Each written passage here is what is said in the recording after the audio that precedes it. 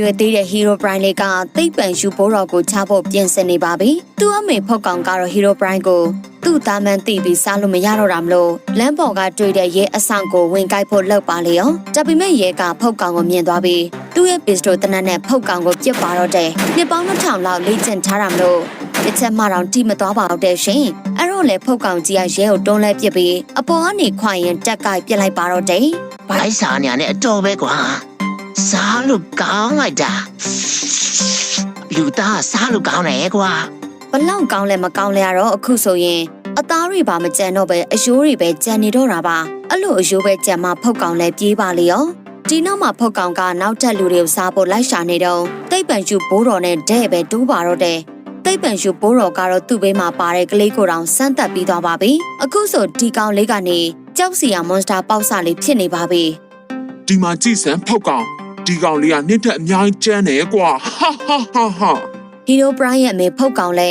တိတ်ပံယူဘိုးတော်ကိုပြေးကြိုက်ပါလေရောဒါပေမဲ့ကန်ဆိုးရာကဘိုးတော်ကအချိန်ခီးသွားခလုတ်ရှိနေတာပါအဲ့ဒါကိုနှိပ်လိုက်တဲ့အခါမှာတော့အကုန်လုံးပျောက်သွားပါလေရော Hero Prime ကတော့သူ့အမေဖုတ်ကောင်ကိုအရင်ကယ်ဖို့သူ့အမေကိုပြန်လိုက်ရှာပါတော့တယ်အခုဆိုရင်သူ့အမေကအတိတ်ကအကြောင်းတွေကိုပြန်သတိရသွားပြီမလို့ကြောက်စရာမလိုတော့ပါဘူးဒါပေမဲ့အရှင်ကအကြောင်းတွေကိုသူပြန်တွေးနေခဲ့ပါတယ်ငါလည်းနင်းနောက်လိုက်မယ်လေဟာမရဘူးဒီခရက်အန်တယ်များတဲ့ Cherry တောင်ငါရှင်းပြီးနင်းနားမှာလာနေမှာပါ Hero Prime အများကြီးတွေးနေလို့မရပါဘူးခက်လန်လန်ကိုဆက်လျှောက်သွားလိုက်တဲ့အခါမှာတော့တွေးလိုက်ရတာကအယိုးစုတစ်ခုပါပဲဒါကသူ့အမေလက်ချက်ဆိုတာ Hero Prime တေချာသိနေတာပေါ့ဟာအမေရဲ့ဒါအမေကိုကဲမှာပါဒါရဲ့အသက်သေးသွားရင်တော့အမေကိုကဲမယ်လက်စားချေမယ်ဗျာလောလောဆယ်တော့သူ့အမေဖုတ်ကောင်ကတိတ်ပံယူဘိုးတော်ရဲ့ထောင်ထဲကိုရောက်နေပါပြီ ငါ့လွတ်ပေးစမ်း တတိရှင်ထွက်လာလေဖုတ်ကောင်ကတော့တော်တော်လေးကိုဒေါသထွက်နေပါပြီအဲ့ဒါကြောင့်မွန်စတာကောင်လေးတောင်ကြောက်ချီပန်းပြီးပြေးပါတော့တယ်ဘိုးတော်ကတော့စိတ်လက်ဖြူတွေပါတဲ့တောင်တောက်နေပါသေးတယ် ကောင်းလိုက်တဲ့ဆေးလေးကွာဘာလဲမင်းတောက်ချင်လို့လားရော့လေ နင်းကိုတတ်မယ်ဘိုးတော်မသာ ဟာဟာဟာ တတ်မယ်ငါနင်းကိုတတ်မယ် ကဲကွာရှော့တိုက်ပြစ်တာကောင်းတယ် အခုတော့ဖုတ်ကောင်လည်းငြိမ်သွားခဲ့ပါပြီ ဟျောင်းသူ့ကိုသေချာစောင့်ကြည့် तू ကအန်ဒီရရှိတဲ့ကြားလား Yes sir ဟျောင်းတရေတွေအဲ့လောက်ကြီးမထွက်စိန်နဲ့လေကွာငါအခန်းကြီးညစ်ပတ်သွားမယ် တောနက်ကြီးတစ်ခုထဲမှာတော့ Hero Prime တယောက်တည်းရှောက်သွားနေခဲ့ပါတယ်ဟမ်ငါနောက်မှာတယောက်ရောက်ရှိရလားဘသူလဲအဲ့မှာဘသူလဲဟမ်ဘသူမှလည်းမရှိပါလားငါစိတ်ထင်တာနေမယ်အမှန်တော့ Hero Prime ရောက်နေတဲ့တောကြီးကအရန်ကိုကြောက်စရာကောင်းတဲ့တောကြီးတစ်ခုပါပဲတောထဲမှာတတိပြောင်တောရိုင်းကောင်တွေရှိနေတာပါ Oh no မလုံနဲ့လေကွာငါပြေးပြီနော်နောက်ကတတိပြောင်သားရိုင်းကောင်လဲ Hero Prime နောက်ကိုဆက်တိုက်ပြေးလိုက်လာပါတော့တယ်ကန်ဆိုးရာကတော့ Hero Prime ကမှောက်လဲသွားတာပါအခုဆို Hero Prime ကိုတတိပြောင်တောရိုင်းကောင်ကြီးက AC စားဖို့ပြေးလာပါပြီဒါပေမဲ့ရုတ်တရက်သေဆုံးသွားတဲ့ Hero Prime ရဲ့အဖေဝိညာဉ်ပေါ်လာပြီးတောရိုင်းကောင်ကြီးကိုတားလိုက်ပါတော့တယ် Hero Prime လည်းကြောင်သွားတာပေါ့ မင်းသားမှာအဖေရှိတယ်ဘာမှမကြောက်နဲ့မင်းလှုပ်ရမယ့်အလုပ်ကိုဆက်လုပ် Hero Prime လည်းတည်သွားတဲ့သူ့ရဲ့ဖေကိုပြန်မြင်လိုက်ရတော့မျက်ရည်တွေပါထွက်လာပါတော့တယ်ဟုတ်ကဲ့ဖေတားတီဟောက်ပြီးအောင်လုပ်မှာပါစိတ်ချပါလောလောဆယ် channel လေးကို subscribe လုပ်ရတဲ့အဖေလည်းလုပ်ထားအောင်ဗျာ Hero Prime လည်းတော်လန်အတိုင်းဆက်လျှောက်သွားလိုက်ပါတော့တယ်ဒါပေမဲ့ Hero Prime မသိလိုက်တာကအဲ့ဒီတောကြီးထဲမှာတောင် CCTV ကင်မရာတွေတက်ထားတယ်ဆိုတာပါပဲအဲ့ဒီကင်မရာတွေကိုတက်ထားတဲ့သူကတော့တိတ်ပံယူဘိုးတော်ပါဒီ CCTV ကနေလာတဲ့မြင်ကွင်းတွေကို Hero Prime ရဲ့အမေဖုတ်ကောင်လဲကြည်နေခဲ့တာပါကြည်နေရင်လည်းသူလဲအတိတ်ကအမှတ်တရတွေကိုပြန်မြင်အောင်နေခဲ့တာပေါ့ဒီမှာအမေအတွက်ပန်းလေးခူးလာတယ်ဟေးဟုတ်လားဒီမှာပန်းလိုက်ပြီးဘလို့လဲသားရဲ့အမေလှတယ်မလား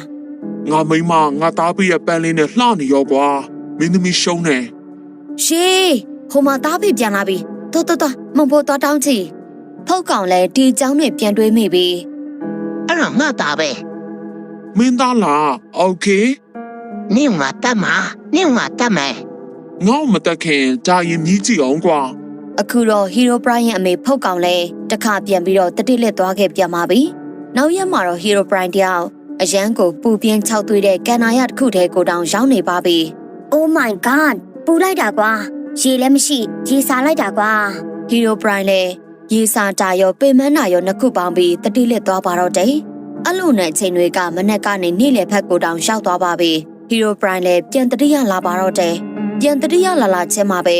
သူ့စီကိုကပအစိတ်ပြင်းဆုံးမွေတကောင်လာနေတာကိုမြင်လိုက်ရပါလေရော။ဒီမွေကြိုက်တာကိုခံရရင်ဖြည့်ဆေးမရှိသလိုမိနစ်ပိုင်းအတွင်းမှာတင်သေဆုံးသွားနိုင်ပါတယ်။ Hero Prime နဲ့ရှိသမျှအားကုန်အော်လိုက်ပြီးထွက်ပြေးပါတော့တယ်။မွေကတော့ Hero Prime နောက်ကိုတန်းနေအောင်လိုက်လာတာပါပဲ။အရန်ကိုပင်ပန်းနေပြီဖြစ်တဲ့ Hero Prime ကဆက်ပြေးဖို့အားမရှိတော့ပါဘူး။အဲ့ဒါကြောင့်ပဲကြောက်တုံးတစ်လုံးကိုကောက်မလိုက်ပြီးမွေကိုပြစ်ဖို့ချိန်ချလိုက်ပါတော့တယ်။ပြီးတာနဲ့ကြောက်တုံးကြီးကိုအားကုန်သုံးပြီးပြစ်ထည့်လိုက်တာပေါ့။မွေကတော့အရန်ကိုလှန့်သွားတာပေါ့လေ။ဒါပေမဲ့ကြောက်တုံးကြီးဟာ Hero Prime ရဲ့ရှေ့နားလေးတင်မဲ့ပြန်ကျသွားတာပါ။သူ့မှာအားလုံးဝမရှိတော့ပါဘူး။မွေလည်းသူ့ကိုလာနှောက်နေတယ်ဆိုပြီးHero Prime ကိုမွေလိုပဲလိုက်ပေါက်ပါလေရော Hero Prime လည်းတစ်ခါပြေးရပြန်มาတော့တယ်တခြားတစ်ဖက်မှာတော့ဖုတ်ကောင်ကြီးပြန်တတိယလာပါပြီထောင်အပြင်ဘက်မှာတော့ Monster ပေါက်စကိုစောင့်ကြည့်နေတော့မှာပဲ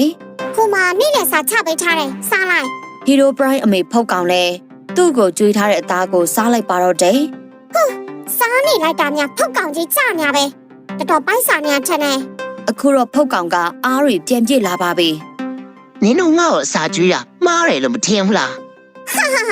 နင်အဲ့ဒီထောင်ထဲမှာဘာလုပ်နိုင်မှာလဲငါ့ကိုကပြမှာလားဟမ်အခုတော့ဖုတ်ကောင်ကြီးအားပြန်ပြေးသွားတာမလို့ထောင်ကိုဖောက်ပြစ်လိုက်ပါတော့တယ်ကဲအခုဘလို့လဲနင်အားကျရဲသေးလား Oh my god ပြေးပြီဟေး Hero Prime မေဖုတ်ကောင်လဲပိုးတော့ကိုတတ်ဖို့လိုက်ရှာပါတော့တယ်အခုဆိုရင် Hero Prime ကတော့မွေဖြူပေါက်တာကိုခံရဖို့နီးနေပါပြီသူ့မှာပြေးဖို့အားမရှိတော့ပါဘူးဒါကသူ့အတွက်နောက်ဆုံးအချိန်ဖြစ်တော့မှာပါဆိုပေမဲ့သူ့အဖေရဲ့ဝိညာဉ်ကရုတ်တရက်ကြီးရောက်လာပြီးဒီမှာသားဒီကောင်ဒါနဲ့လှုပ်လိုက် Hero Prime လည်းသူ့အဖေပေးတဲ့ပလွေကိုကြမ်းကြမ်းမှုတ်လိုက်ပြီးမွေဖြူကိုထိန်းချုပ်လိုက်ပါတော့တယ်မွေဖြူလည်းနားရညည်းလာပြီးနောက်ဆုံးမှာတော့ရှောသွားပါတော့တယ်အမေငါရဲ့စကေးကကျန်းသားပဲကိုမွေတခါတည်းကိုကိစ္စတုံးသွားပြီကျေးဇူးပါနော်အဖေမွေကတေသွားပြီမလို့Hero Prime လည်းသူ့ရဲ့ခီးကိုတစ်ခါဆက်ပါတော့တယ်။သူ့အဖေဝိညာဉ်ကတော့ Hero Prime ကိုတစ်ချိန်လုံးစောင့်ကြည့်နေခဲ့တာပါ။အဲ့လိုနဲ့အချိန်တွေကြာလာရင်ညနေဘက်ကိုတောင်ရောက်သွားပါတော့တယ်။ Hero Prime အမေဖုတ်ကောင်ကတော့ဘိုးတော်ကိုလိုက်ရှာနေတော့မှာပဲ။ဟေးဘာလို့ချင်လို့လဲငါဒီမှာကွာ။ငါနေတတ်မယ်။ငါကိုယ်တိုင်တက်ပြမယ်။အခုငါလွတ်လာပြီကွာ။နေအောင်ဒီမှာပါလေးလေတွေ့လား။ဘိုးတော်ရဲ့ပလင်းထဲကနေထွက်လာတာကတော့ကြောက်စရာ Monster Skeleton အကောင်ကြီးတစ်ကောင်ပါပဲဒီရိုးကြောက်ကြီးကတော်တော်ကြီးရမလို့ဖုတ်ကောင်လဲလန့်သွားပါလေရောတော်ဆောင်ပါအဲ့ဒီဖုတ်ကောင်အိတ်စိတ်ကျွေးလိုက်ဒီအရိုးကြောက်ကောင်ကြီးကြောင့်အခုတော့ Hero Prime အမေဖုတ်ကောင်လဲထောင်ထဲကိုပြန်ရောက်သွားပါလေရောဘလို့လဲဆရာကျွန်တော်တော်ရမလားဟဲ့တော်ရဒါပေမဲ့ဒီကောင်လည်းရှင်းအောင်မယ်ဒီကောင်ငါတို့နောက်လာနေပြီကွာရတာပေါ့ဗျာတိတ်ရအယိုးကြောက်ကောင်ကြီးကချက်ချင်းထွက်သွားပါတော့တယ်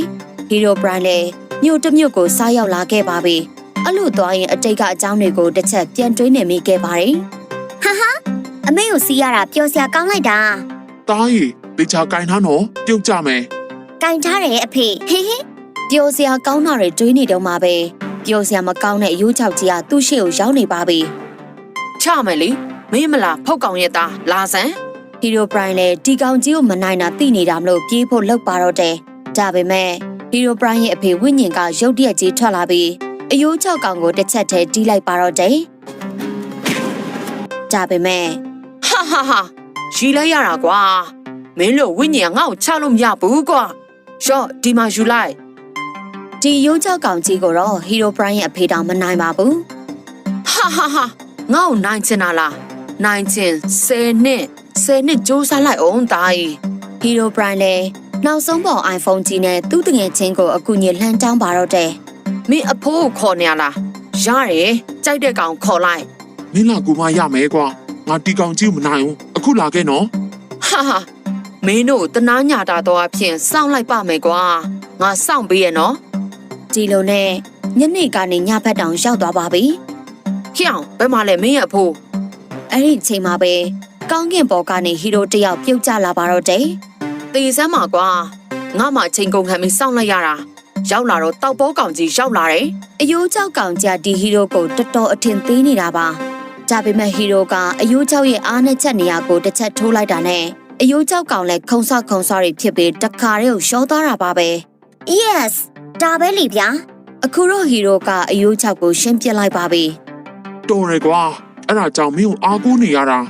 တိတ်မကြပါဘူးအဲ့ဒီဟီရိုကဟီရိုပရိုင်းစီပြေးဝင်လာပါတော့တယ်အခုတော့ဟီရိုပရိုင်းနဲ့ဟီရိုပေါင်းသွားပြီးဟီရိုပရိုင်းမှာအစွမ်းတွေအများကြီးဖြစ်သွားပါပြီဟီရိုပရိုင်းရဲ့အမေဖုတ်ကောင်ကတော့ထောင်ထဲကိုပြန်ရောက်နေပြီးပိုးတော်အနိုင်ကျင့်တာကိုခံနေရတော့မှာပဲ ဟာဟာဟာဒီဖုတ်ကောင်ကရီးစရာကြီးအပြင်းပြေးလိုက်တာကွာ ဖုတ်ကောင်ကတော့ဒေါသတွေထွက်နေတဲ့ကြားကအတိတ်ကိုပြန်မြင်နေတော့မှာပဲအဲ့ဒါကတော့သူ့ရဲ့သားဟီရိုပရိုင်းနဲ့တူတူမြက်ခင်းစိမ့်နေပေါ်မှာကစားခဲ့ရတဲ့အချိန်တွေကိုပြန်မြင်အောင်နေခဲ့တာပါပိုးတော်ကတော့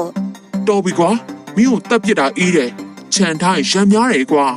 ပိုးတော်တက်ဖို့လုံနေတော့မှာပဲဟီရိုပရိုင်းကပြန်ရောက်လာပါပြီဒါပေမဲ့ပိုးတော်က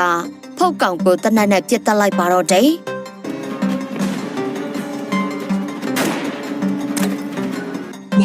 မဟုတ်ဘူးလေကွာဟာဟာဟာဂျေကွဲစရာခန်းလေးပေါ့ကွာမဟုတ်ဘူးလား အခုတော့ဖုတ်ကောင်ကနေတာမန်လူပြန်ဖြစ်နေပါပြီ